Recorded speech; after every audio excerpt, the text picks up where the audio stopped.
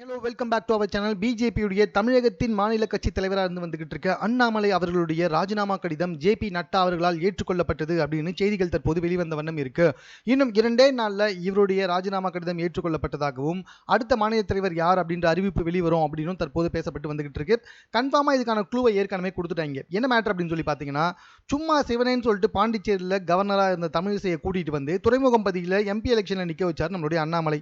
So அந்த time நிறைய கூத்து நடந்துச்சு. பட் என்ன மேட்டர் அப்படின்னு சொல்லி பார்த்தீங்கன்னா, நம்மளுடைய தமிழிசை வந்து தோத்துட்டாங்க. அந்த இடத்துல கவர்னராக இருந்து அதை ராஜினாமா பண்ணிட்டு வந்து இங்கே எம்பிக்கு நின்று இங்கேயும் தோத்து போயிட்டாங்க.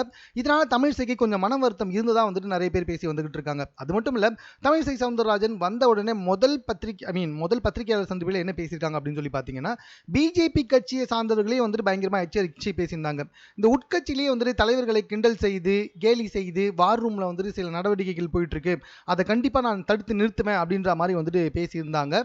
இது வந்துட்டு கன்ஃபார்மா உட்கட்சியிலே ஒரு மிகப்பெரிய இடியை தான் கொடுத்துருக்குன்னு சொல்லலாம். அதுக்கும் மேல உட்கட்சியிலேயே, அதாவது பிஜேபியிலே பார்த்தீங்கன்னா, அண்ணாமலைக்கு எதிராக பல பிரபலங்கள் வந்துட்டு போர்க்கொடி தூக்க ஆரம்பிச்சிருக்காங்க. பல பேர் வந்துட்டு அண்ணாமலையை விட்டு, அதாவது பிஜேபியை விட்டு வேற கட்சிக்கு தாவனதுனாலையும் இப்படிப்பட்ட நடவடிக்கைகளில் ஈடுபட்டு வந்துகிட்டு இருக்காங்க. அதாவது மேல வந்து இப்படிப்பட்ட நடவடிக்கை எல்லாம் பண்ணி வந்துட்டு இருக்காங்க அப்படின்னு சொல்லப்பட்டு வந்துகிட்டு இருக்கு.